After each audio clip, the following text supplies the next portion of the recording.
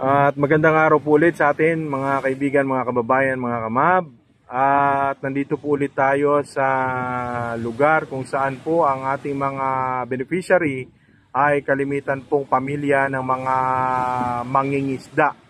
So nakausap natin si ate kanina at may sinasabi po siya na ang suliranin po nilang mag-asawa ay tungkol po sa paglalako ng isda na kanila namang ikinabubuhay. Kaya ito pong ating gagawin ay pakikinggan natin si ate kung ano ang kailangan para makatulong sa kanyang pamilya. Ate, anong pangalan niyo po? Si Heidi Javier po. Opo, si Ginang Heidi Javier. Ano pong nangyari sa inyo? Ano pong nangyari sa kabuhayan ninyo? Ay ano po kasi yung ano kami sa aming paglalako na isang lapo namin yung motorcycle namin para sa pangangailangan sana namin na isang laang motorcycle. Isa ngayon po, wala na po kaming panggamit pang lako. Nagbabalde-balde na lang po kami ng mister ko kung hindi siya, ako.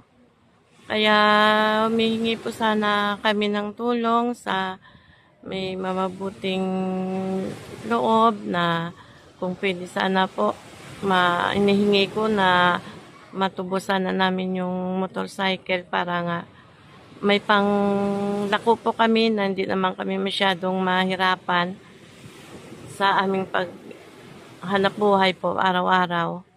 Yun lang po sana yung hiling ko na matubos namin yung motorcycle na iprinda po namin. Yun po, sir. So, sinasabi nitong si ate na nangailangan niya, tama ba? Nangailangan kayo sa pamilya nyo, kaya napilitan kayong maisangla yung motor? Yun tama? Tama po ba? Oo. So sila po ay nangailangan daw nung minsan kaya napilitan silang isangla. Sa ngayon ay nahihirapan silang maglako ng kanilang isda. Ate, paano ba kayo naglalako ng isda? Paano yan? Inaangkat lang po namin na pwede lang pong pagbalik pag ano na po kami na ibenta namin, ibalik na lang po yung kapital tapos yung tubo sa amin na po. Aha. So, anong oras kayo usually naglalako? Madaling araw po. Pag minsan, madaling araw po, mga alas 6 ka na makauwi kasi wala po kasing motor. Sa mga barangay-barangay ka pa maglalako na malayo-layo rito sa amin. Yun po. So, ibig sabihin, kayo po ay nagsisimulang maglako ng madaling araw, mga alas 2, alas 3, ganon. Nagkukuha na kayo ng isda. Tapos, umuwi kayo ng bahay, inaabot na kayo ng alas 6 ng gabi dahil nga sa layo ng inyong nilalakad. Okay, so yun ang pangangailangan nitong pamilya ng isang ginang na ating kaharap ngayon, mga kababayan, mga kamab.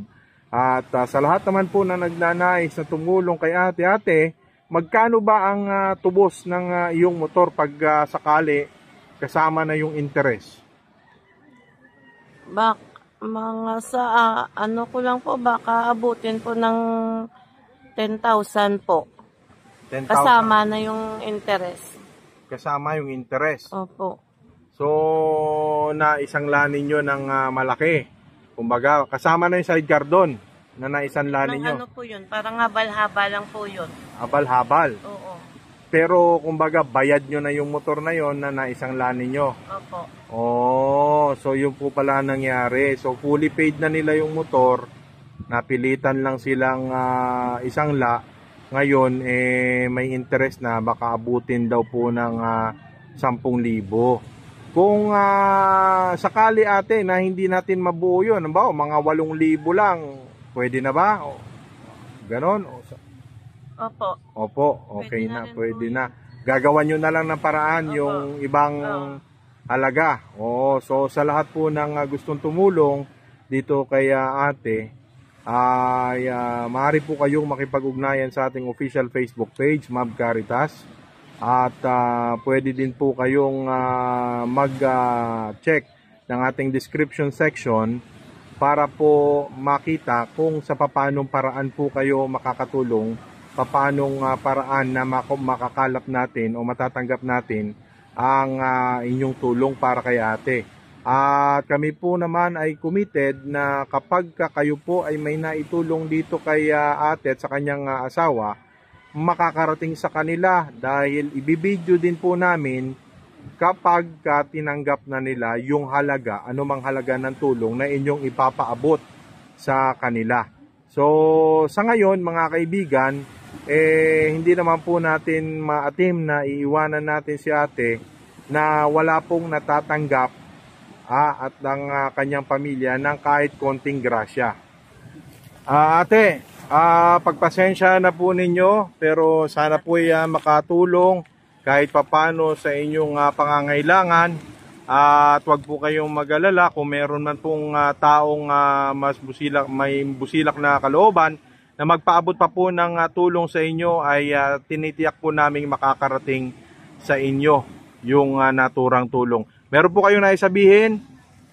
Marami po salamat sa may mabuting puso po. Nakatanggap po kami ng pangkain namin ngayon. Marami po salamat. Sana po matulungan nyo ako. Ma'am, sir, salamat po. Okay. So sige, salamat po muli, ate.